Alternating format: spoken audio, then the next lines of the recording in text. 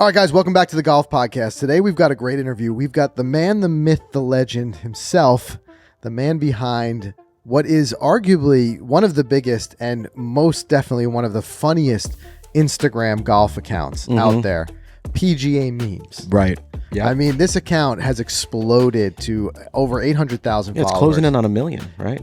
It is closing in on 1 million, and he's followed by like every guy on tour. Yep. Like everybody's in on this joke at this point. Yeah, for sure. You know, for sure. And I love it because like even some of the best players, he's featured them in some of his memes, and I feel like even they got to laugh at themselves a little bit. Yeah, and we're talking about Travis Miller, and I got a great question for Travis when he comes on. I want to ask him honestly if he's ever regret putting a meme out and how often it happens. Right. You know, has he gotten the cold shoulder from somebody who maybe didn't like the joke? Yeah, that's true. But since then, you know, Travis has expanded what PGA Memes has become to recently launching, arguably again one of the most successful new YouTube channels. You know, with what he's doing with Home Course. Yep. So going beyond the meme, you know, he's now getting in depth with players. I saw some. You know, I really enjoyed the one he did with Jason Day, touring Jason Day's house. Cam Smith, he's out on the boat with Cam Smith. Yeah, really cool. Really cool. I mean, imagine all of this came from a memes account on Instagram. I mean, that's the power of social media. Yeah, not only that, I mean, but, you know, take it a step further now, like his charitable endeavors. He's doing so much with the Jack Nicklaus Play Yellow Foundation. I want to ask him, like, you know, what was his thoughts behind that? And he's made a lot of money for the foundation so far, and he's having a lot of success, and he's got a ton of tournaments still coming up, and we got to play in one. It was so much fun. So there's a lot to talk about with Travis. Yes, he's got a lot going on, that's for sure. He's definitely a busy man. In fact, we're only going to be able to catch him briefly here before he has to catch a flight. Right. So we're going to bring him on the show in just a second. But the other big thing we got to talk about, of course, it's Open Week. It's Open Week, baby. Last major of the year. Where do you rank this in majors for you? Normally the Open is like my third favorite. Okay. I love the Masters, and then I love the U.S. Open. The PGA Championship, for me. Right. A lot of people put PGA, but a lot of people put place. the Open up as the most prestigious, and I won't argue that. I mean, I get it. It's got the 150-year history. This is 150th year. But this year, it puts it, I believe, at number one. Yeah, it's kind of leapfrogged. It leapfrogged them all because of the venue. Andrews. You know, and then we've got to play. You know what's so cool about it is that there's so many guys in the field who have never even been there. That's what I love. In a second, we're going to dive into our picks, but it's always interesting making picks this week because there are guys, like you said, it's so new to them. And I always like watching social media the week before. You get some of like the younger players newer on tour. Right. A lot of these guys, they go like a week or so early. They start to introduce themselves to some links golf, and you can tell they're like, I've never played anything like this before. But yeah, I'm right with you. I don't know. Every year, I'm kind of, depending on the venue, I'm between, you know, for me, the Masters is always my favorite. But then the Open or the U.S. Open, it kind of like wavers which one I'm more excited about based on where it is. Right. But this year, no doubt. I mean, we got to experience the U.S. Open firsthand, being at the Country Club at Brookline. Incredible. I mean, it's a great year for majors this year. Yeah, for sure. St. Andrews, I mean, it just doesn't get any of that. And I kind of dig the time difference. I like, you know, watching my golf with breakfast. I love it. You know, I can't argue with that at all. I'm usually up at 4 thinking anyway. Yeah. So why not watch the Open? You get some nice quiet time. The kids aren't up Everyone's yet, still asleep. And you sit there and you watch some of the Open over a cup of coffee. I think that's hard great. to beat. It's absolutely great. But let's dive right into our picks this week. Yeah, let's do it because we're having fun. By the way, guys, DraftKings Sportsbook, this is awesome. They're giving all new customers a risk-free bet up to $1,000 if your first bet loses. And this week, with it being the Open and golf's last major, I mean, let's make it more fun. Let's try to cash in on some of our favorite players.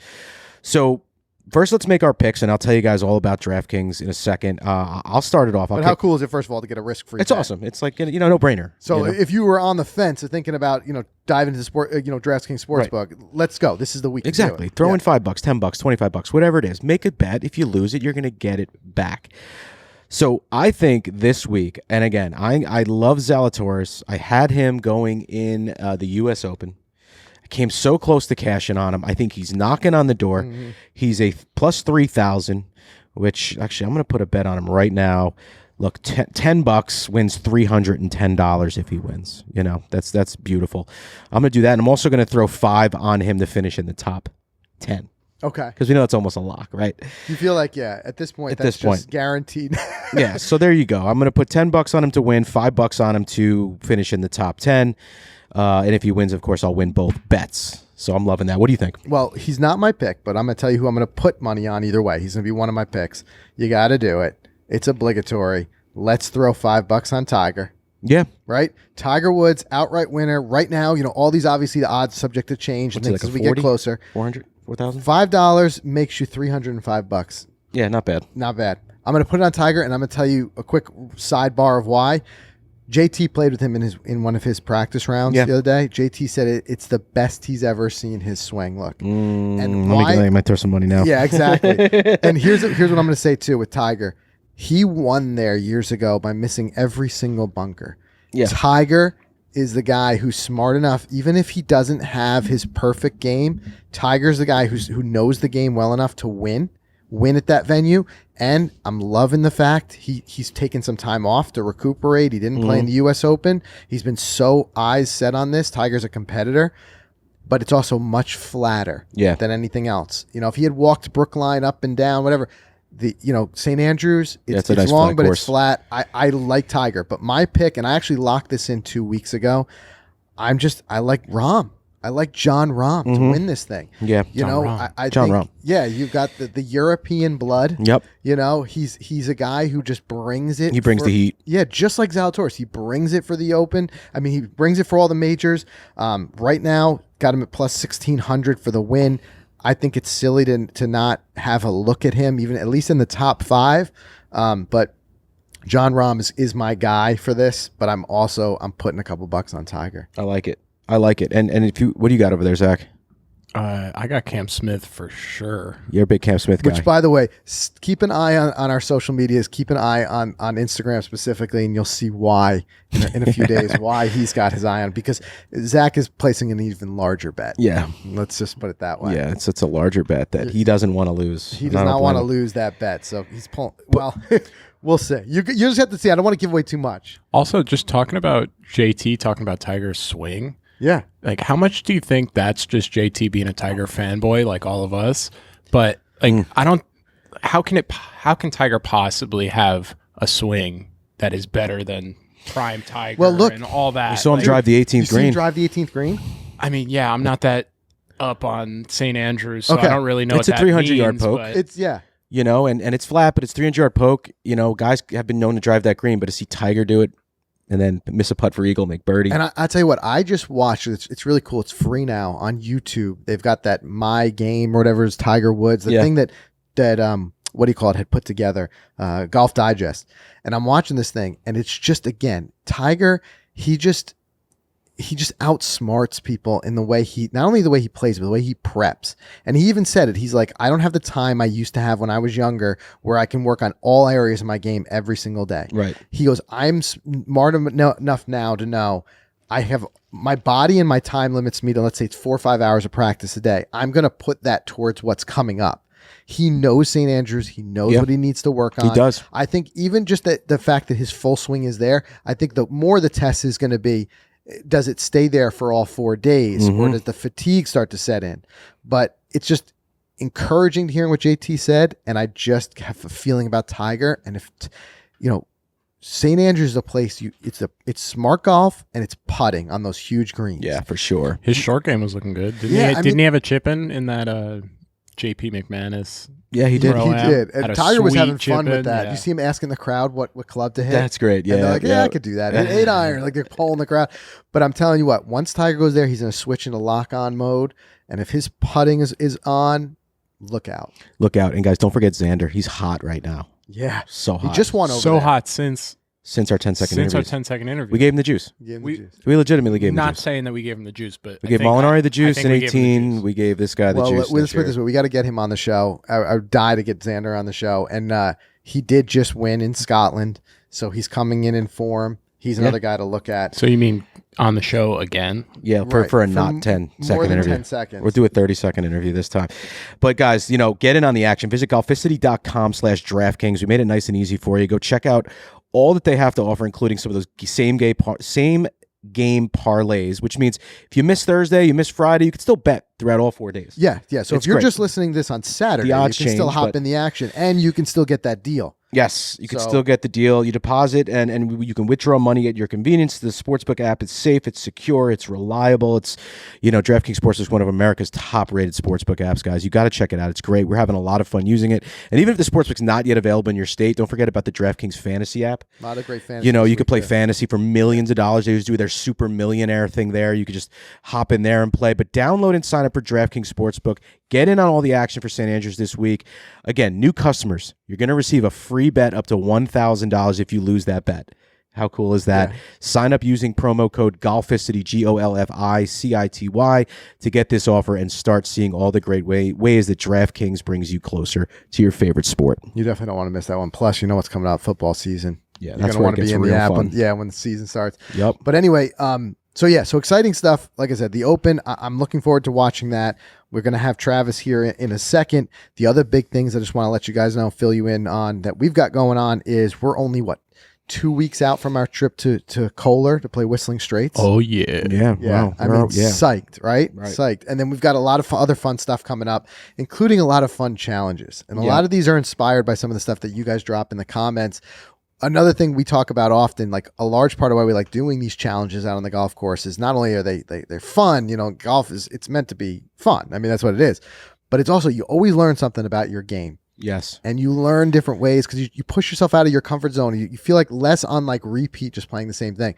So we've got a big challenge coming up at a par 3 course. And we're going to challenge ourselves to play without knowing any of the yardages. Just by sight. What does it look like to you? Right. We're going to play literally nothing we can lean on. No GPS watch, no rangefinder. No, we can't even look at the yardages on the sign. We're going to send someone up ahead of us and put like a towel over the sign. Yeah. I don't want to see it. Yep. Yeah. So that's next week. We're getting back to Baltusrol for the first time since the renovation. Yep.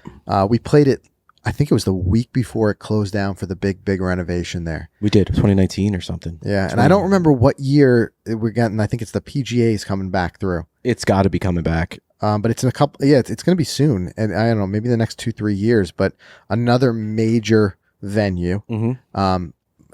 So much history there. Always incredible when we get to play, and we're gonna play it. We're gonna play with former club champ Greg Angelillo, who's also hosting us there. So that's gonna be incredible. If you're not already subscribed to our main YouTube channel, make sure you subscribe over there so you guys don't miss these, because we're gonna have a lot of fun in these coming weeks. I mean, I'm just looking at the calendar and I can't believe how much we've got there. It's crazy. It's crazy. Even a few surprise challenges that you'll have to hang on to see. Yeah. We're gonna test Zach's stomach too. Yep. Zach's getting involved. It's must-watch television. Ladies and gentlemen, must-watch. If nothing else, just for what we put Zach through, you owe it to him to watch it. Right. Please. Please let my sacrifice be worth it. He's still feeling the effects of that. All right. Let's do a quick word from our sponsors, and then we're going to bring Travis on the show to talk about PGA Memes, how it started, and where it's going. All right, guys, we want to thank Gosling's Rum for sponsoring this episode. Last week I was away with the family. Had a lot of dark and stormies down there. Ever since we made that first one here on the show, it's kind of been a drink, It's been a drink, for me. right? Yeah. And you know what I've been messing around with? Those pre-made cans. So easy. So easy. So we threw them in the cooler, brought them down to the beach. You just crack them open for that 4 or 5 o'clock time. Yeah. Have a couple dark and stormies. And if you guys don't know what that is, it is their Gosling's Rum with their ginger beer.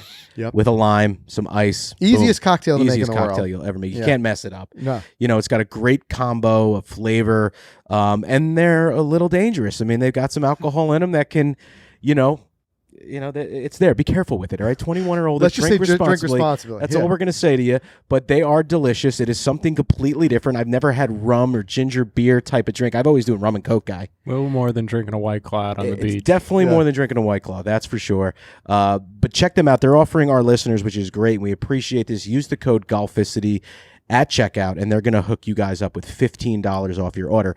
And that means you could buy the liquor right on their website. They'll ship it to your door. Any of their merch, their golf merch, stuff that's on their website, goslingsrum.com, $15 off, code Golficity at checkout. Don't forget to make it a dark and stormy day where you are. You'll enjoy it. Let us know what you think.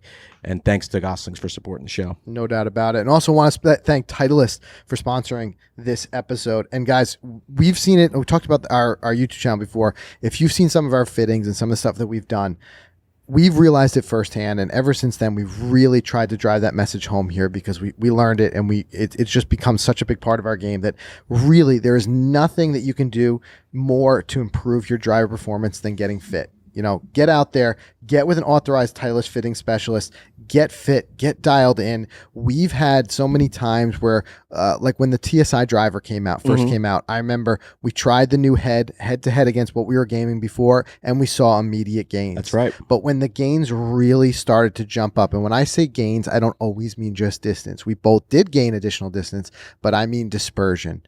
I would rather be in a fairway all day than be looking for my ball in the rough, in the woods, something like that. So getting it dialed in, get with that Titleist fitting specialist. They have an outstanding featured shafts and new premium partnership with Graphite Design. So they have the tools to get you dialed. It's getting involved with those shafts. Again, it was something that I just learned the first time we went out there and got fit, how much that really affects both distance and dispersion. And we even got to see it firsthand when we were at like the Travelers and the US Open, getting out there on the range. At the highest level, you see tour players taking advantage of this. You know, they got the tour truck right there. They're getting dialed in. They're making sure that they've got the right shaft combination for those driver heads. And as you know, your everyday golfers, we often try to emulate what the tour players are doing, right? And that's why, you see the tour player getting more yardage out of a club. Well, take that advice too when it comes to fitting. There's nobody out there who's walking out there with something that's just stock the way it is off the shelf. And the nice thing too with these Titleist TSI drivers is, again, there are so many featured shafts that are in that lineup that you just make sure you've got the right combination of head and shaft, and then boom, you're going to start to see those gains that you've really been after. So visit Titleist.com to learn more about the TSI drivers, and make sure you schedule your fitting today. Don't let another summer go by that you haven't gotten fit, because the fitting is what's worth its weight in gold. Fittings are so fun. Mike's gonna have to make sure that he's all dialed in for the next challenge we got going this week. That's right. He's gonna have to be dialed in. You better hit that fairway. I'm coming. If you guys can't tell, we're teasing quite a bit of stuff, so you better subscribe to the main channel. All right, let's bring Travis on the show. Let's get right into our interview. Let's do it. All right, guys, so we're super excited. We've got Travis Miller, the man, the myth, the legend behind PGA Memes, here on the show with us. Travis, welcome to the podcast, man. Yeah, man, excited to be here. So how are you guys doing this Monday morning? We're doing all right. Terrific. Open week, Open Championship week. So it's hard to beat. But hey, listen, I've had this question I wanted to ask you forever, right? Because my first memories of PGA Memes and the account itself on Instagram, I'm guessing 3 years ago, maybe it was 4 years ago, but we were down at the PGA show in Orlando. And it was when the account seemed to be on everyone's consciousness. Like it just had really popped, gotten really, really popular. And the tagline everybody was throwing around that week, everyone's like, I am PGA Memes. Everybody was pretending to be PGA Memes because everybody wanted I pretended at one point. Right. Yeah, I'm PGA Memes. And everyone, we were at, get-togethers, parties, and everyone's like, I'm PGA Memes. Because it was at that point, we didn't know you. It didn't have the face. So tell us about those early days of the PGA Memes account and what some of the thinking was of why, not putting your face to it at that time. Yeah, so I would say this, I wish that there was more behind that to say oh, this was part of my master plan. It was kind of one of those things that comes together where, the community of golf kind of put together and this dialogue started going out of who this person is and, how do they have some inside information, or why are they going after players directly? And because no one had really done that in golf, right? And so it was funny as that was passing along to people, I just kind of, had fun with it, because at first, starting a meme page, it's not about me, right? It's about golf and humor and satire and all that stuff. And so people were just like, well, who is this? Who is this? And I was just like, well, there's really no reason to reveal who I am. I'm never going to make this page about me. And then it just started getting funnier where pros wives or significant others were like, inquiring to try to figure out who it was. And so I was like, all right, well, this is fun. I'm going to ride with this and just kind of pretend like, people can think whoever it is that they want. I know there's like the Secret Tour Pro page that's out there, like on Twitter. It was kind of, something like that. And so we did that fun campaign around, that was kind of the dialogue. And we did a campaign around it, around the Masters, where we had a lot of different like celebrities and athletes and stuff, like say they were PGA memes and, or that they weren't. And, we had some fun with it, but then sooner or later, it was just like, as I put more of a plan to, in order to execute for this to grow, even larger than what it was, I had to like step out in front and be on camera because, the misconception everyone had was that it was just like a young kid, starting a meme page, and which there's nothing wrong with that. It's just like, if you want to collaborate with the other, pro athletes or celebrities or work with brands for that matter, like, you got to show that, hey, you're,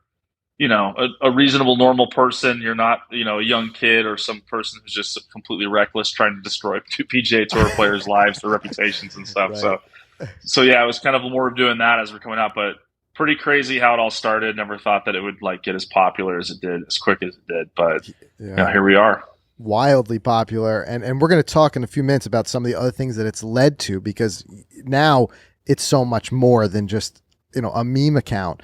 But, what is your background? People get to know you a little bit more, like, because it did, like you said it earlier, it seemed like you knew a lot of like the inner workings, and you were able to do something with even your creativity and how you're able to be funny about it. It's just, you're very quick on that. Is it you were plugged into golf before? Like, what were you doing before PGA Memes? No, so I didn't play golf until a later age. I was a baseball and football player, and I chose the baseball path to not get injured in college, and I ended up throwing my arm out my first year. So that was smart. There goes that plan.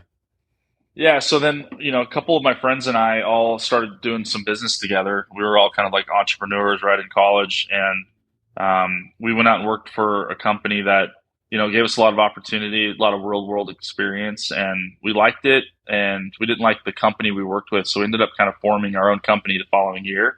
So I've been like an entrepreneur from a really early age.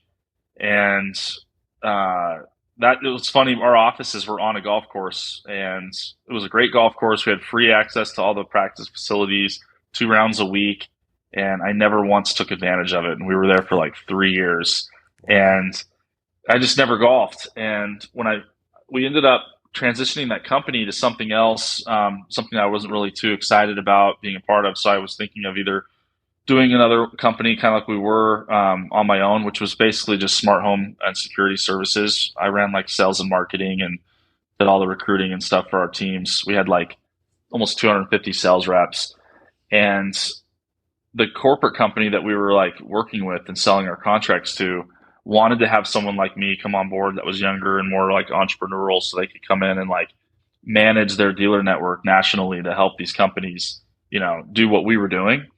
And so I was reluctant to go work at like corporate America, but I did it. I thought it was a good opportunity to kind of get me into the limelight of this industry. And it served that purpose. But the cool thing about it at first was I started doing a lot of client interactions, whether it was like, going out to nice dinners or, we went to clubs or, I found my outlet in golf. There was a lot of these guys who loved golf, and I always found golf interesting. So I was like, all right, let's go. So I came to the course. I get to know these people really well on a personal level for like 4 to 6 hours. We'd have a ton of fun. We were, gambling and, just talking smack and just, having some drinks. It was a good opportunity for me to have fun and build relationships with these guys, all while being on the company expense account to, right, to pay for these great rounds of golf. Sure. And so I got to golf in some of the best places in the country.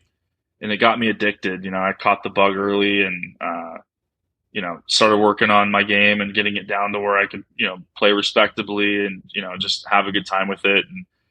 But yeah, like I stumbled into the social media space doing this just because I have like a hybrid approach to my business before, like with marketing and sales and operations. And so I did work with our marketing team a lot on like our socials and some of the stuff that we did. And I don't know, you guys, I just kind of saw something in golf that wasn't there and was like, I love golf. I love memes, and why not? Let's just see what happens. And didn't really have any expectations out of the gate, but when things started blowing up, it it gave me a real opportunity to kind of just like think through it. Like, all right, well, hey, this could be something, bigger than just a traditional Instagram page. Like this could be something where we work with a lot of cool people, we create great content, and we can give back to charity. Like there's a lot of stuff that can be done and will continue to be done. And so it's been really fun to see it all kind of come together, and it's been quite the ride, to say the least. I can imagine. I mean, and now, like in hindsight, sure, it seems like a no-brainer with how successful it's been to go over and do that. But there had to be a part of you at one point that was a little bit scared to make that jump, leaving, which sounds like a pretty great corporate job. You're playing, you had a big job and you're playing plenty of golf and stuff like that. But was there a scary moment leaving that behind and just going all in on PGA Memes? Yeah, of course. I mean, it's funny. Anytime in life when you have an opportunity to leave a company or something for another opportunity, it's even when it's like a no-brainer, there's still always those things in the back of your head telling you like, oh, here's worst case scenario. And I'm a big believer that if you don't play out worst case scenario in your head, that you're not thinking everything through the right way. You got to be prepared for everything. And for me, when I started this, I wasn't necessarily thinking of monetizing it. And I did have some people approach me about, hey, can you post this? Can you do this? And, for me being naive and not understanding the space and the page being much smaller than what it was, I was finding opportunities where I could get small, revenue coming in. And I was like, oh man, cool. This is paying for my car. This is paying for my cars. This is paying for my house payment. I'm like, dude, I'm already making like really good money on this other side. I was an executive, I was a vice president and doing really well for myself. So it wasn't like I needed the money, and I didn't just have to work with anybody. But I was like, this is pretty cool. If I can get all my bills and some of these things paid for, or like, hey, maybe I can get like a few big golf trips paid for per year, and just still keep my job. I'm like, dude, this is like perfect scenario, right? Yeah.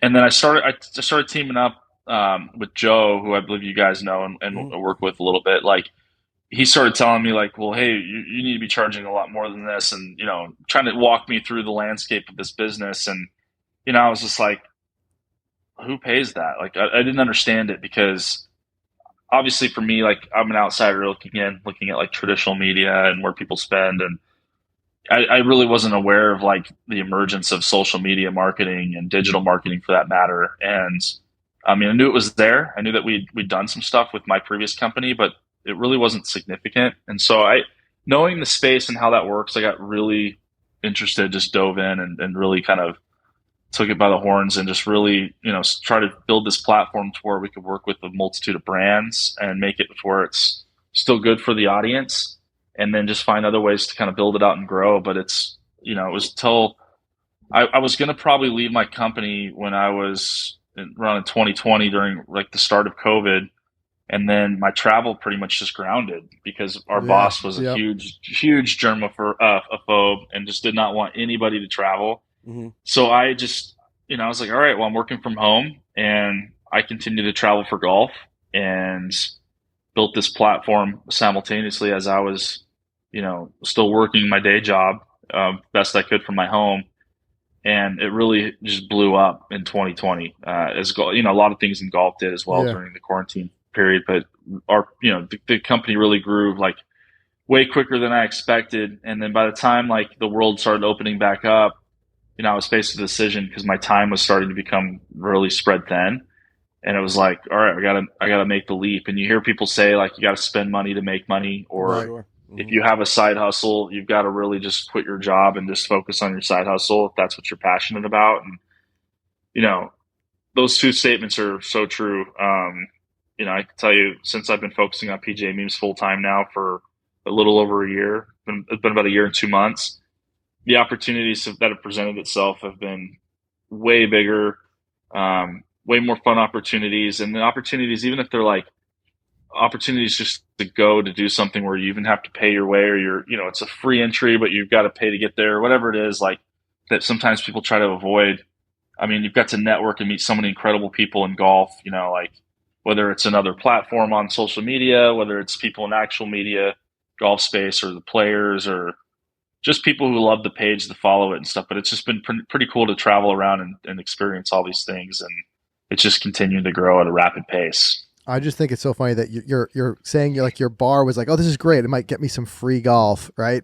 To now like you're in like Johnny Damon's living room, like the fact that these two don't even compare. It's amazing where that's taken you. But I want to talk about that. I want to talk about home course. I want to talk about the tournaments and stuff like that in a second. But staying with the memes, I think one thing a lot of people wonder is like, where does some of that creativity come from? Yeah, I want to know, like, do you have to be on? You got to be on top of your game, relevant, trending stuff. I mean, because not only they're funny, but they're quick. Like you get them out, like something happens, and I feel like you've got a meme, and you're there.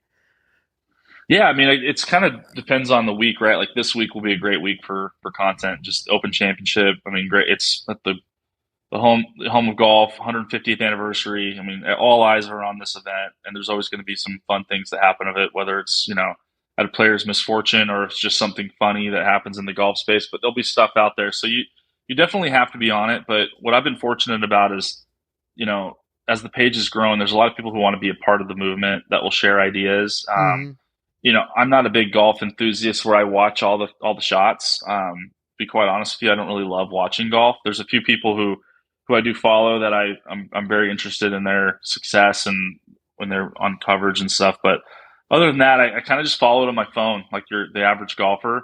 Mm-hmm. But stuff will come through where people will share, hey, this happened, or get on this or whatever. And so you got to be quick. You got to pretty much be on your phone quite a bit. I try to not be that guy who's on my phone 24/7 because I've got other people and important things in my life that I try to pay attention to. But in a week like this, like you have to be prepared. But one thing that I found that's funny and it's helped me with this that I learned from my previous life is having like a content calendar and a strategy. I mean, it sounds ridiculous for like a meme page, but just in any business you have, I mean, if you put together a game plan for the week or the month and know like, hey, this is my cadence, I'm going to post this many times, this is what I want to post.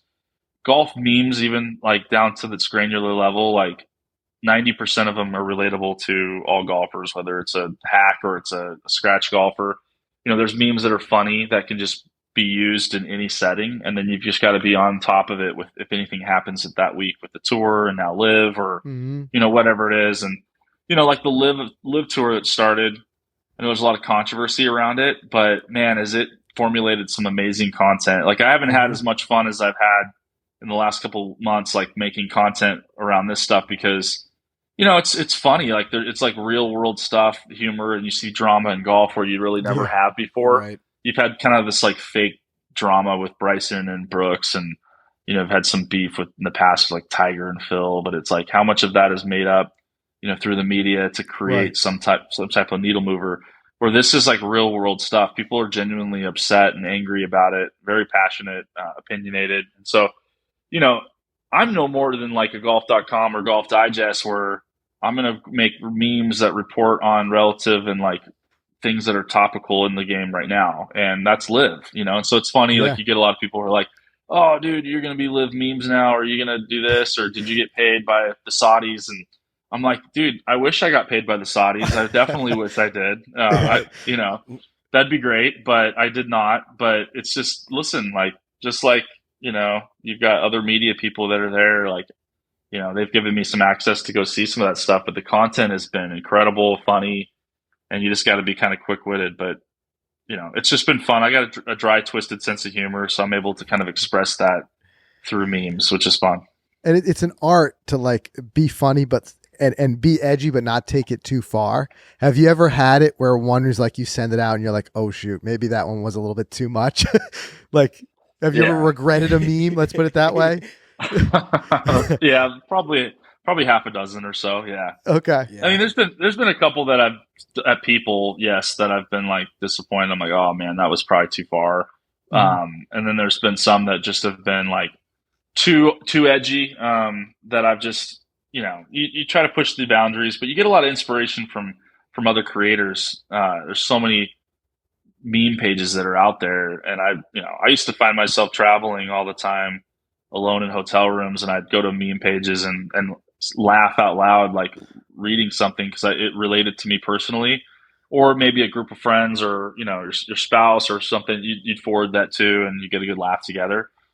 And that's what you try to do. Is there's some meme stuff that I've done where it's been like some shock value stuff that's like, whoa, you don't see that in golf, but But that's been what's cool about this, though, is like PGA Memes has been different. It pushes the boundaries of what you think in golf, trying to bring fun and humor to it in a different way. But with some of the newly created stuff like Home Course and our charity series, like it touches on lines of seriousness as well. So it can appeal to all kinds of people, but it's not for your faint of heart, right? Like there's been some people who are your golf traditionalists that are, I can't believe you posted that or you did this, and it's like, hey, I'm sorry. Like if you look at the whole body of work, like it's all for fun. It's all for fun and games, but you're going to definitely upset some people for sure.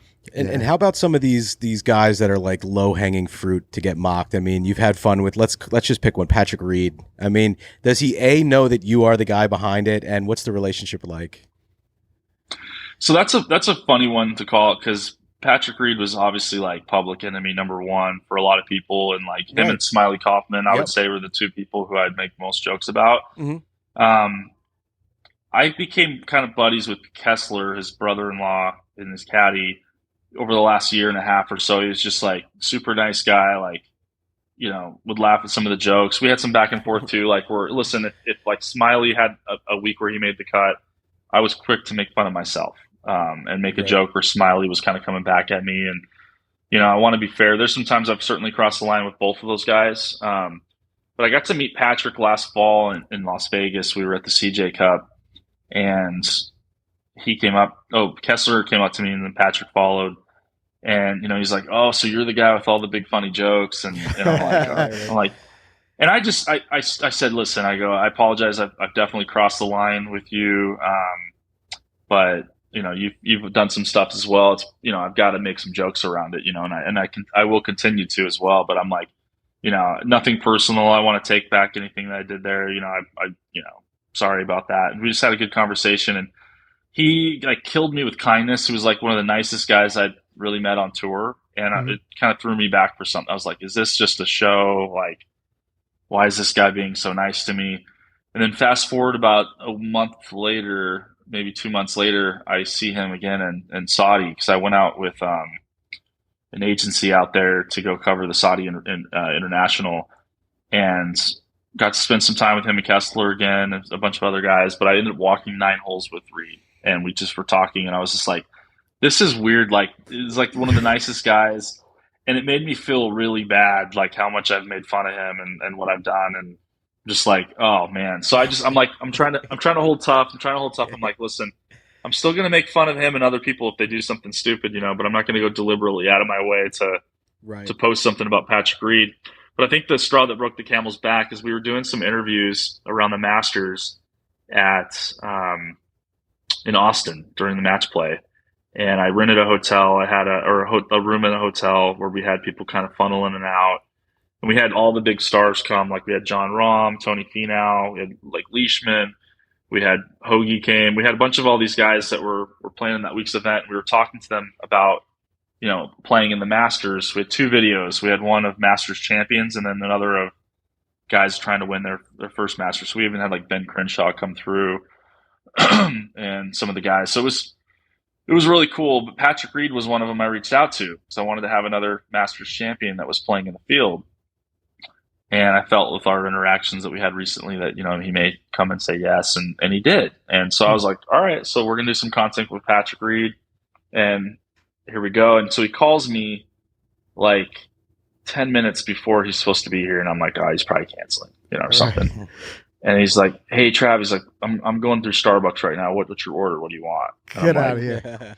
I'm like, what? That's good. And so he takes my order and brings me my coffee, and I'm like, dude, okay. I'm like, I just like, that was the moment where I'm like, dude, I'm such an asshole. I was like, all the stuff I've done with this guy, I love though, for a moment you thought like this was his long game to finally get you back, that he's going to cancel like 10 minutes before. That's funny. Yeah. But so might we see it come full circle? Might we see him on home course? I don't know. We'll see. We've talked about it in Portland, even just about doing some content together. But I think home course would be cool.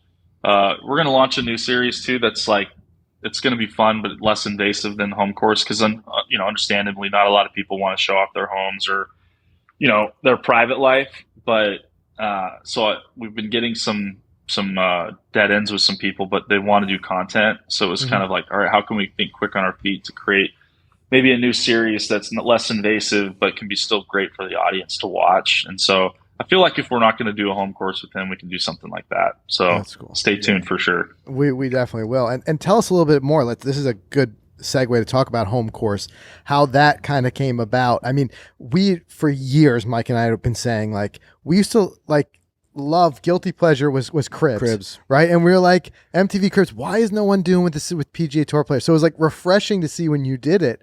And I can imagine the why is probably there's a lot of challenges, as you were starting to say, but it's some of the most entertaining stuff out there. I mean, it's just so great to kind of humanize these guys, take a look inside. I mean, in a way, it's like it seems unreachable how amazing their homes are, but the personalities themselves, they seem very relatable. I think my favorite one was Jason Day. I've been a long time Jason Day fan. I think he's one of the most genuine, best guys on tour, and I'm always rooting for him to come back and be playing well again. But you could feel that in the tour.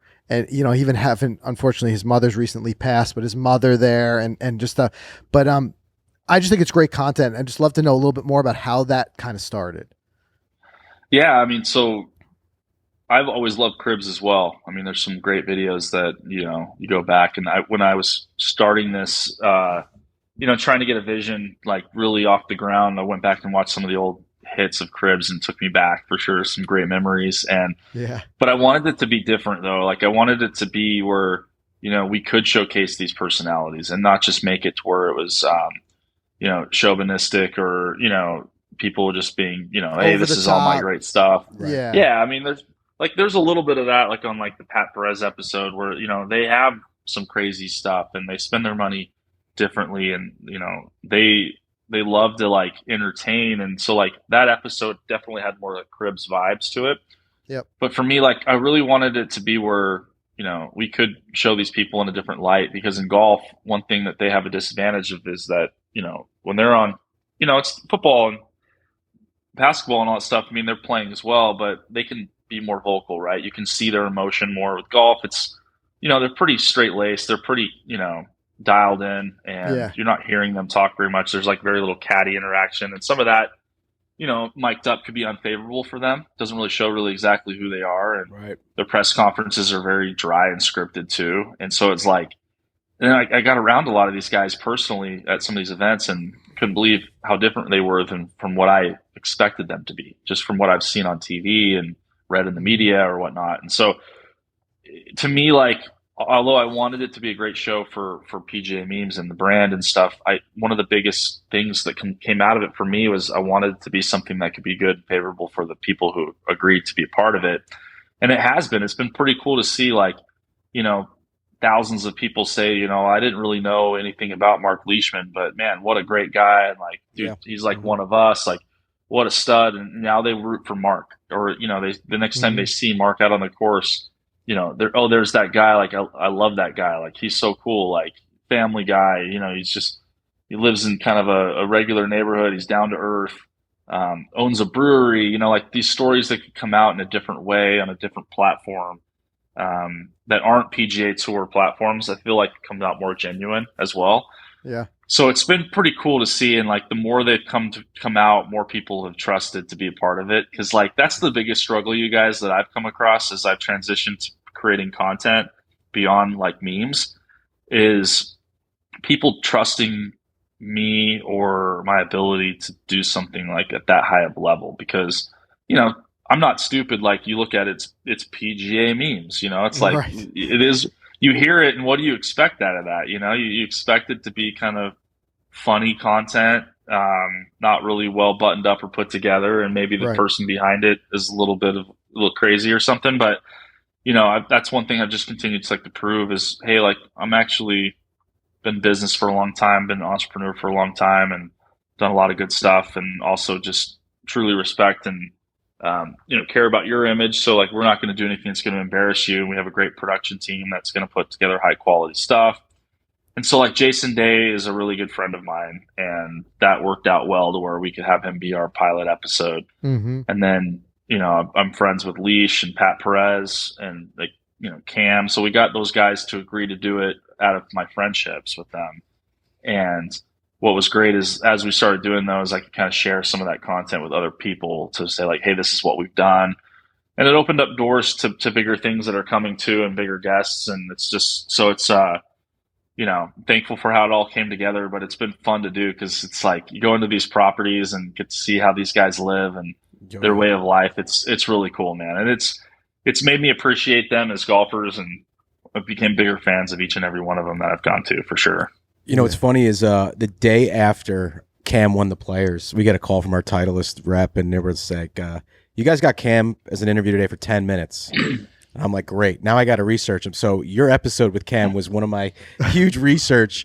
Just that I was able to ask questions about his Porsche that he wanted to buy and stuff. So it was super helpful, and it was a great episode. But what's next? I mean, how many seasons are done, and what's next? Any names you can tease, or what's going on there?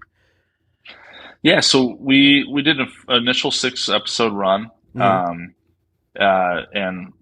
it went great. It was exciting to see the guys that we got, and we kind of mixed it up a little bit where we had some stars that have won a bunch on tour, major champs. We had some up and comers. We had some, we had Rory Sabatini on there, who's kind of like on the tail end of his PGA Tour career, going to be going into the Champions Tour. Silver medalist. So it was cool to go through and have an interview around that, talk about the Olympics. And then we got Chris Como in there. He has his living room lab. He lives right here in Dallas by me, so it's kind of cool to show some of that. So it was, taking that back to see kind of where we were. We stepped into this new run of episodes, and we got Greg Norman to come on and talk about his storied career and his new venture with LIV. We got a few other tour guys in, so we're about 4 or 5 episodes into this next run. We got another 5 more that we're going to be putting out throughout the end of the year. And one thing we did recently, with Johnny Damon, is just started to incorporate some of these pro athletes that love golf. And that's something I had a vision for too, is I wanted it to be not just golf, because one, you could potentially run out of people who you can have as guests. But second, you've got people out there that love golf, that have these incredible homes and have these incredible stories about their careers, whether it was sport they were in or not, but how golf came into the mix. And I think that kind of content appeals to the average golf consumer more, just because, Brian Urlacher is going to be here, a future guest here coming up. And, he's so passionate about golf. He was just out the ACC championship up in Tahoe. I want to learn more about that. Here's this big old linebacker that everybody feared for so many years in the NFL, and it's like, when playing in his playing time, like you never could really imagine him swinging golf clubs and stuff, but now that's just what he does. And so I just want to learn a little bit more about what he loves about golf, how it relates to my love for golf, and, just how he goes about his game and all that stuff, and just talk some stuff about his career in the NFL as well. So, but we've got him coming up shortly. We're going to be doing John Romsholm, which is going to be really cool. Sweet. So we've got some really good guests coming up, and then we have a few series that we're going to be launching in addition to Home Course. So we'll have more regular content appearing on our YouTube channel, and hopefully have some fun with it. Yeah, well, no doubt you kicked it off the right way. You hit a nerve of what people were looking for, because you did something that very few can do, and took a brand new YouTube channel. At the time I think it just launched. I don't remember seeing the channel before Home Course, but just to millions of views, like on these videos. So no doubt, it hit a nerve. He had the right content at the right time. So I commend you on that. Frank, one of the names is in my mind that, Travis, you should look into. You probably have already, but CC Sabathia. Here's a guy that would be pretty cool, who lives in a gazillion-dollar home right down the road in Alpine from here. Yeah. And he's huge into golf, storied career, baseball, World Series champ.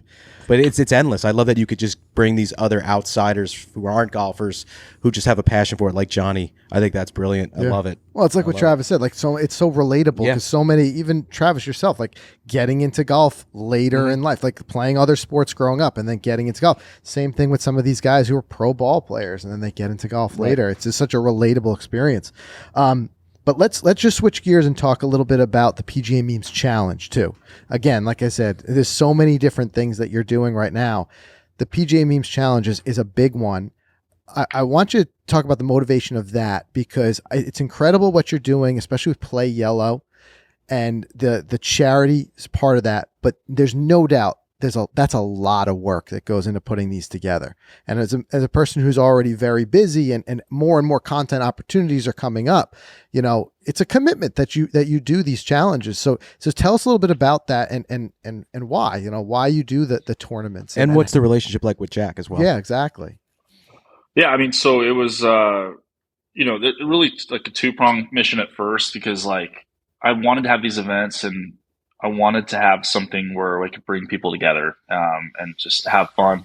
I would do quarterly events in my last job where we'd bring like 300 people together, and we'd have like a day or two sales conference, and we'd have a bunch of motivational speakers. And, you know, public speaking is something that I did a ton in the past with my last career. And I always loved these events as we came together. We just had tons of fun, got to learn a lot of new trades, a lot of new things, but also just cultivate great relationships. And so for me, golf has been great in terms of like meeting new people and, you know, expanding my knowledge of a lot of stuff beyond golf. Because when you're golfing, you talk about so many things. I mean, the conversations are so wide ranging, right? And I was like, man, I want to do some type of series, but I also we got to start with one to see, because I'd never actually ran a golf tournament. Mm-hmm. So we just did one here in Dallas, and it was really successful, so much fun. And then I loved it, but I wanted to do another one close to home again, just to see. So we did the second one in Dallas, and it was like the week before the world shut down with COVID. Mm-hmm. So we got a lot of momentum, had a lot of success with the second one, and the world just kind of shut down. And so it kind of prevented me from wanting to like blow up this series and do something with it. But, you know, it was mostly about, hey, let's just bring some people together. Let's have fun in golf. It doesn't need to be it doesn't need to be like keg stands and partying and, you know, stuff like that. But it also doesn't need to be very buttoned up and serious where people are like going to win and, you know, shoot a certain score. I wanted to find something middle of the pack. But the great thing about golf, and this comes, you know, what we're talking about other athletes, the biggest like method of fundraising really out there is these golf tournaments. I mean, even pro baseball players and basketball players and boxers and you name it are doing golf tournaments. And it's just such a fun way to bring people together and, you know, play for a cause and learn about a cause and become more aware of people's needs out there in the world. And so for me, I have children. I've had friends who have kids who needed support, you know, whether it's at an early age around birth or it's been just at their toddler ages or whatnot, where, you know, you need the best, you know, medicine, doctors, facilities as possible. And so for me, it was like a no-brainer to work with, you know, children's hospitals. And I had a friend, Kara Dixon, who was doing some stuff with Play Yellow. And I was noticing some of the stuff that she was doing around the PGA show that you referenced earlier. Mm-hmm. And so I reached out and just asked some questions about who she was working with and what they were all about. And real quickly, liked everything I heard. Obviously, the ties with Jack made it feel like it was very credible and something that, you know, I could put my name behind and feel comfortable about, because, you know, fundraising, you got to be careful, like who the money's going to and all that. Yeah. So for me, it was a slow starting thing. The first event we did, it was like 10 grand. And then I think the second one was around the same. And to me, like, those were the biggest checks I've ever cut to charity before. I was, you know, so I was pretty happy. But you see what other people are doing within that group, and you're like, wow, that's nothing. All right, guys, we're going to take a quick break from our interview with Travis to talk about this week's sponsors. And you guys got to check out that new Premier Series from FootJoy. It's the most played shoe on tour. I am no doubt sure you're going to see quite a bit of it this week at the Open. Oh, yeah. You're going to see quite a few guys rocking them. It's worn by the likes of 2022 Players Champ Cam Smith, who also is Zach's pick this week. Is that why you bought him, Zach? Know it. You just bought a pair of Premiers, didn't you? Yeah, I just bought the coolest pair of Premiers that maybe have ever been sold. The all white. The white with the blue speckle sole. They're sick. Oh, they're so great. I mean, guys like JT, Homa, Horsell, Adam Scott, Webb, Poulter, many, many more. And the collection has so many of the design and material characteristics you expect with a classically styled shoe, from that premium waterproof leathers, natural leather welts, and a great details that exude craftsmanship. That's what I love about them. They just look like such a classic shoe, but yet they have the feel of a modern shoe. Yeah. They're just so comfortable out there. Amazing traction, great stability, lighter weight, and a modern twist to a classic silhouette is what makes the Premier Series collection so unique. Learn more about the Premier Series. Go to footjoy.com and get your hands on them. Zach knows firsthand. They sell out quick. They are no doubt, some of the hottest shoes out there this summer. Yeah, I barely got mine. Barely got them in under the wire. So like if you're 30 waiting, seconds more and they were sold out. Yeah, don't wait. Don't play the waiting game because it's not a game you're going to win on these. They're just too popular. And the Premier Series, like I said, keep an eye for them at the Open this week. Also want to thank Rapsodo. Have you pulled the trigger on a mobile launch monitor yet? The Rapsodo mobile launch monitor gives you all the metrics you want. So we've been using it a lot: distance, ball speed, club speed, launch angle, just to name a few. But what I love most is the data visualizations. We just did a whole video on that. Mm-hmm. And it's remarkable the amount of data that you're getting out of a device that is so portable, so small, so affordable, which we'll talk about quickly in a second. But you get all that, bring it to the range, level it up.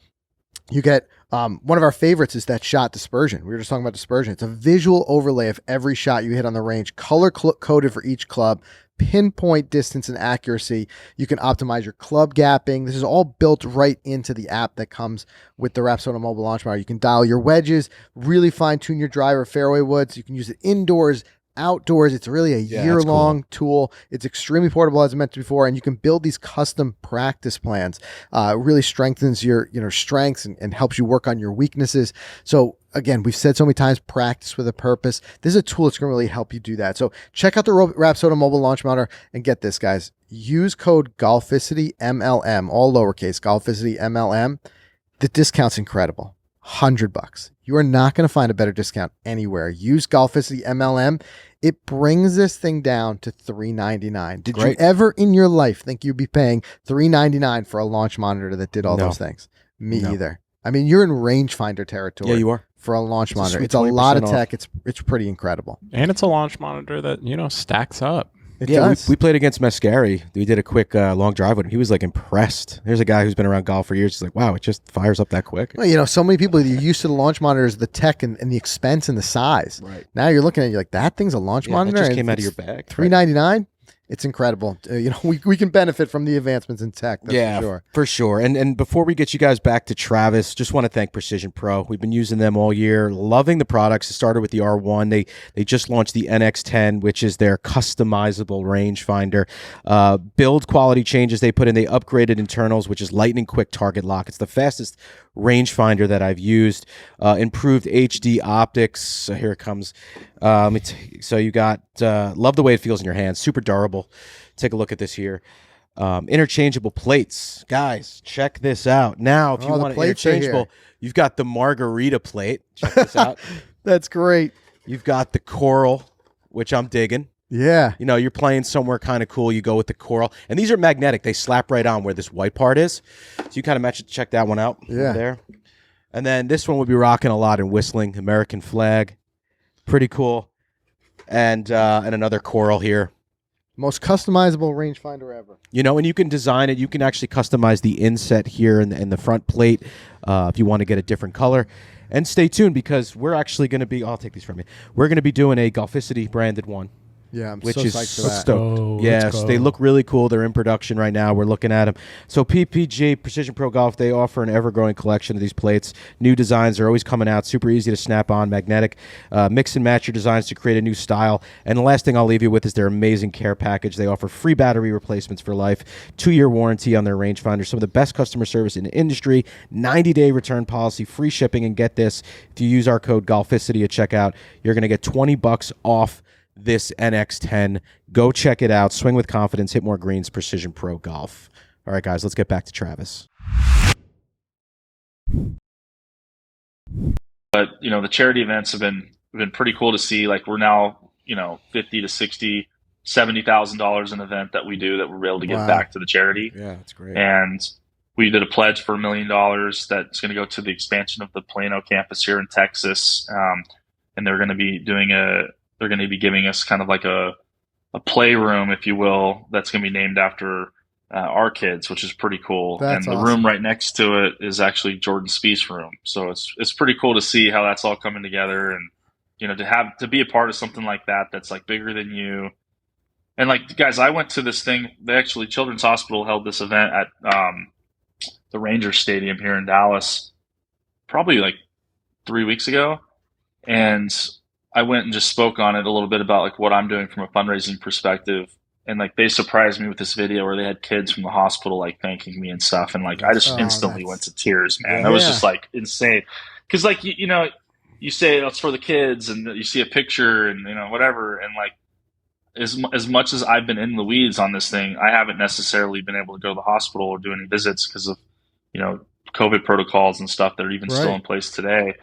And so, and that, you know, we talked about it, but to see that like was just like, whoa, it hit you like a sack of rocks where you're just like, okay, this is real, and you really are making an impact. And so it's been pretty cool because like we've been able to give back, we've been able to do some really cool stuff, have some great days, and there's been a lot of friendships that I've made from these events, you know, over the last couple of years. So we've got 2 done so far this year. We've got 2 more that we're planning, you know, for the rest of this year, and we'll probably keep it at that. Probably keep it about 4 events a year and touch the different corners of the country so that a wide ranging of people can come and have fun. Well, we can speak to it firsthand because we got, you know, the incredible opportunity to be at your Bedminster event. And it's like, I would say, I mean, you and I have been done a lot of tournaments we've been to. And it's like nothing else out there. You know, it's just, it's so well put together. It's so much fun. And I do like the brands, they feel a part of it. You know what I mean? It really does feel like everybody's invested. Everybody's kind of going towards that same goal. And we just had fun out there. We're launching air cannons on a hole. It was just a fun event. It was well run. I mean, it just felt like it went off without a hitch. The food, the dinner, the awards, just, you know, I know a lot goes into that. And again, like we said, we've been to a lot of these events. They haven't lived up to this level. Yeah, it was just incredible. So where are some of the other venues coming up? So we'll have Los Angeles in August, and then we're going to do West Palm in Florida in October. So it's October, and we've been talking to some group. I mean, if we add a 5th one, we'd probably do it up in Canada. I've got a friend up there that owns several courses, and we're talking about maybe doing one up there, but still kind of in the works. But those 2 are for sure on the books for the rest of this year, and then we'll just we'll get dialed in for the following year. But they're just tons of fun, man.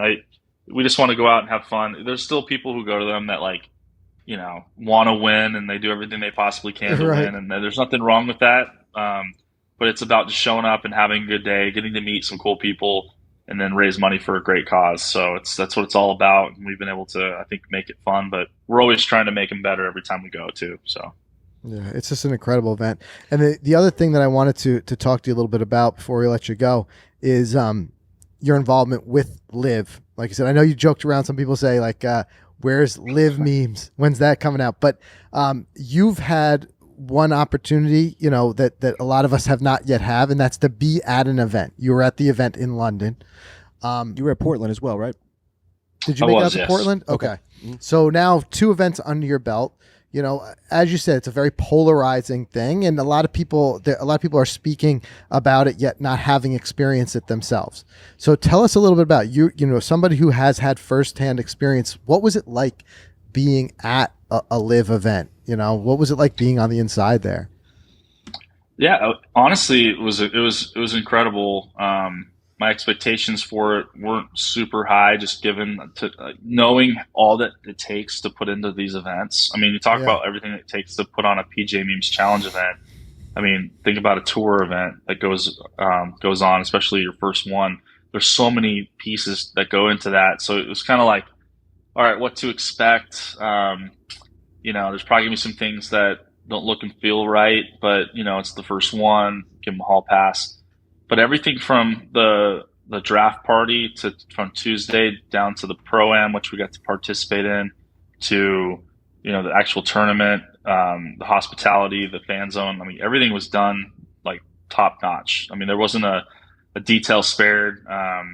So they did a phenomenal job. I was really impressed. The players were impressed. The caddies were overly impressed because the treatment that they were getting is top notch compared to what they experience on a traditional tour stop, where a lot of places aren't even allowed to be in the clubhouse or anything like that. It's pretty crazy, but they, you know, it was just a great experience, and the opportunity to be there was really special. I mean, for me, I did some content with Greg in 2019, and him and his team were incredible. it's funny. Some of the most successful people and the biggest personalities that I've worked with have been the easiest to work with and the most efficient and just easy. And Greg fit that bill, and that just goes to show why a lot of them I think are super successful in their life. It's they have a great team around them. They're diligent, they're respectful, and we just had a great experience, and we've had a relationship since then. And when we started, we kind of linked up at the Ryder Cup last year. And since then, a lot of this talk about LIV has continued to surface, and I've just kind of been privy to some of it. And then we filmed Home Course, had a great time there, and I've just been kind of close to it and developed that friendship with Greg and some of his team members. So when I got invited to come out there to London, play in the Pro-Am, it made sense. I had some family out there as well that same time, so it was like, let's go take a look at it and check it out. And, I'm playing in a Pro-Am this week for the PGA Tour up at Barracuda. But until that moment, I'd never played or been invited to play in a Pro-Am before. So the first invitation I'd gotten was from LIV, which, I was grateful for. I mean, to get to go play in a Pro-Am, at any time, even get invited is something to be excited about. Yeah. And, as far as a content creator goes, they really want to try to change the MO there, because what you see with the tour, I don't know if you guys have been to any tour stops and have been credentialed, or just it's just tough. A nightmare, what you can or cannot do. Yeah. Like I got paid, I'll give you an example. So that event that I got paid to go to at CJ Cup in Vegas, I mean, I got paid to go to it by CJ and BB Go, and it wasn't like, I mean, it was decent money, and I wasn't the only person who got paid to go there. And I had all these grand plans to do these content pieces with players, whether it's at a tee box as they're coming around on a Tuesday, or catch up with them on the putting green or something like that. Definitely not be during tournament play by any means. Just this is Tuesday, Wednesday activity. Well, all of it got shut down in the last hour because CJ did not necessarily have the power that they would normally have on Korean soil versus playing here in the United States. The PGA Tour really kind of took over. And so all of the content we were planning to shoot virtually went out the window. And all I could do really was post that I was there and post stuff about the fan zone. And there were about 4 fans there when I was there on a Thursday. So it was you guys, it was I mean, listen, I'll take the money. Great. And it was cool. I got to talk to some of the guys and stuff while I was there, but I didn't get to do anything. Yeah, right. That was worthwhile. You feel guilty when you can't make. You're getting paid. You can't make the content that would perform. Yeah, That's well, tough. And now it's I built a good relationship, I think, with the people there, but I don't know if they'll have me back next year, because I'm certain they didn't get the return on their investment, because we weren't allowed to really do what we thought we could do. And then also, this is the part that really kind of infuriated me was. You had players coming up to me oh, dude, I didn't know you were going to be here. So what are we going to do? What kind of content are you going to shoot? I mean, they're I'm getting to the point where the brand is now a recognizable brand, and people are comfortable with it. They're comfortable with me. And so I've got this golden goose opportunity where I'm there. I can film content. I had a camera guy with me, and I couldn't do anything with it.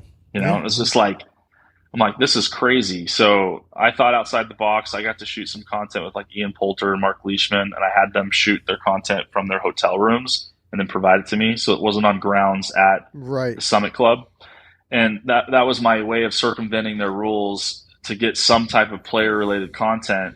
And it was just ridiculous. And so with LIV, they're just hey, what do you need? And I've got inside the ropes access to where I can literally be walking hand in hand with Dustin Johnson during the final round of the tournament, and you've got to be a certain person where you're not going to, take advantage of that and do something wrong, and honestly, that's not the content I want to do on PGA Memes anyways, is be inside the ropes. That's just kind of an added benefit to me, a cool experience. But I can be inside the ropes on that Tuesday, Wednesday, and I can film whoever I wanted and come around, ask them some fun questions, create some real content with them. That's not only going to help PGA Memes, but it's going to help the LIV Tour. It's going to help the player. It's going to help whoever the caddy, whoever it is that I'm working with. It's going to be good for everybody, and ultimately that's going to be good for golf. And I just don't understand where the PGA Tour feels like shooting content like that is going to be disruptive of their media rights or whatever. I still don't understand it. They've definitely come a long way, I think, since LIV has emerged. But I think it's just too far gone. I think what you're going to see is there's going to be more and more open invitations for people like me and you and others to go to these LIV events and do really what you want and create really cool content that's going to benefit not only you but them. And you're going to build a loyal following. Yeah, and the players. I mean, because a lot of the players, listen, they get it. They get how important content is now. They want that exposure too. They want to be a part of it, and their hands are often as tied as ours are. Yeah, I mean, Bryson had his entire content crew up in Portland, doing their thing, and I'm sure other players will start continuing to do that, and follow suit. Maybe not at that level, but something there. But it's a whole different vibe, man. I'll tell you what. Yeah. I mean, both of the events have been put together really well.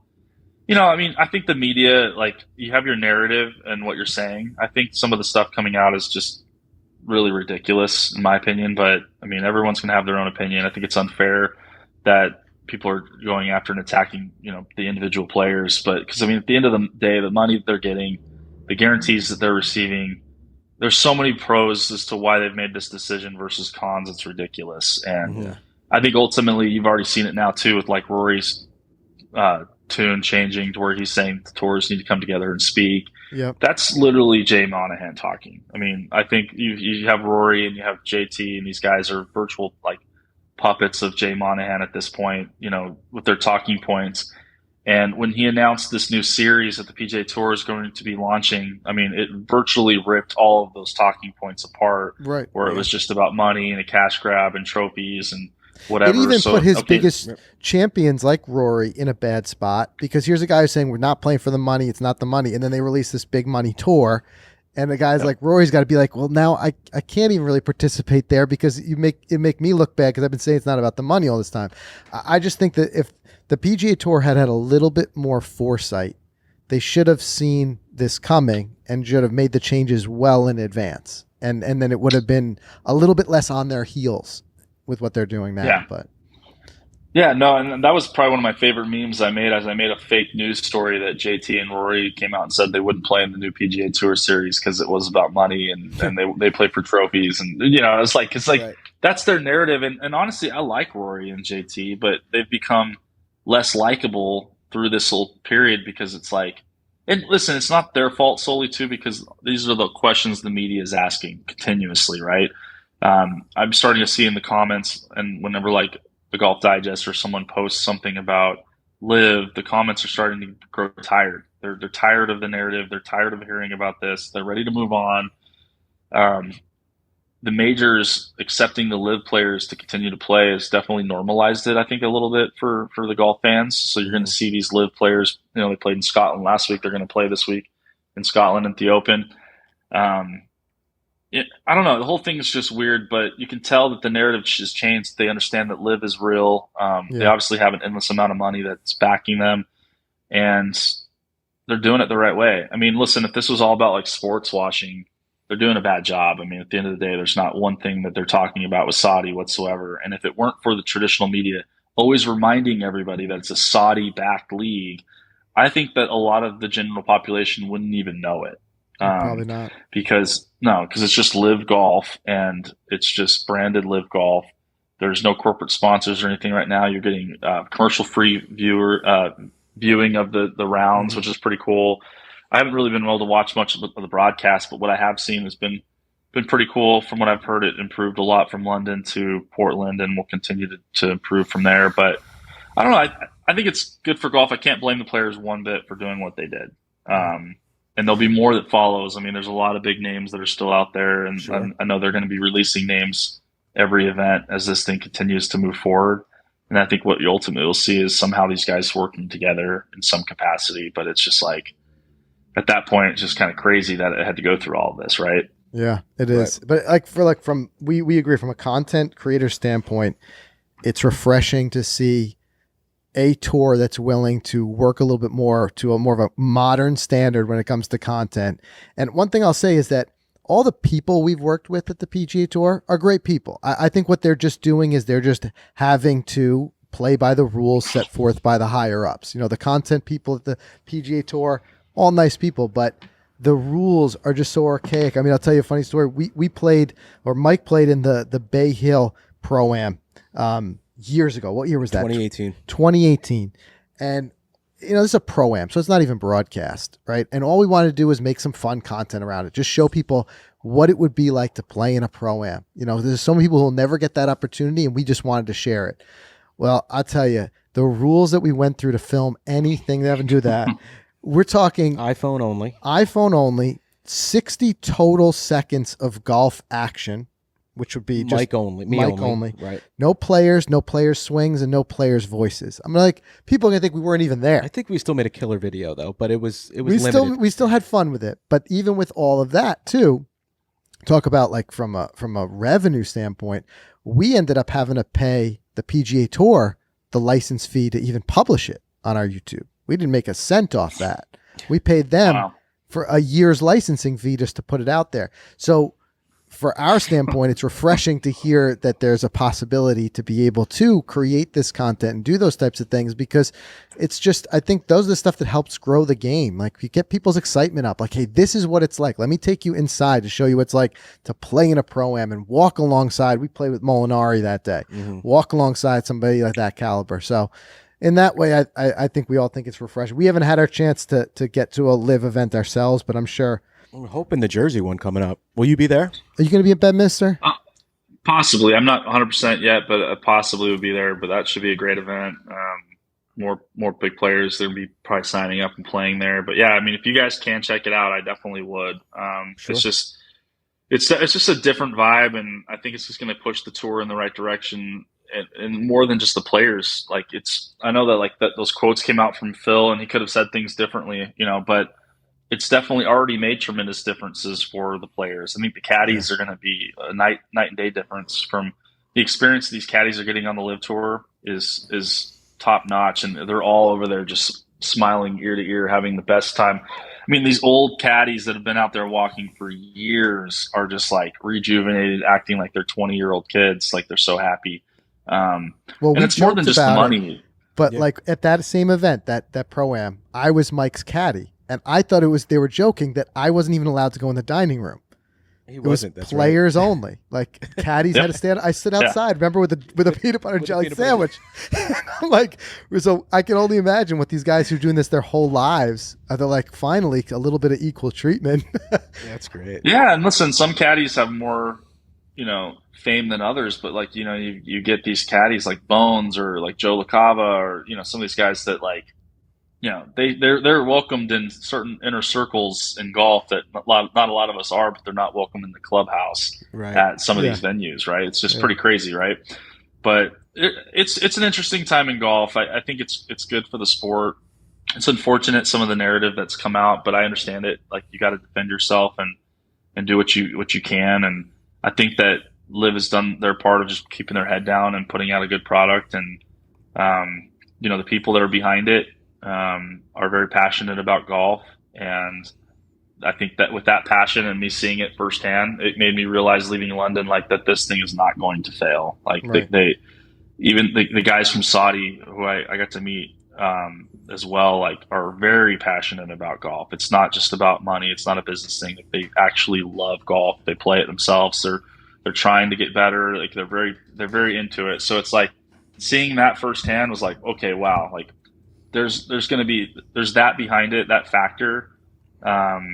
This thing's not going anywhere, and I think that the tour is starting to recognize that. There's more players that are going over there. You're seeing the majors are cooperating with these players, and I want to say when I was in Portland, Greg had told me that they had officially applied for their world ranking points, and I think the Mexican tour had just got approved for world ranking points. And the joke we had was like, well, listen, like, no knock on the Mexican tour.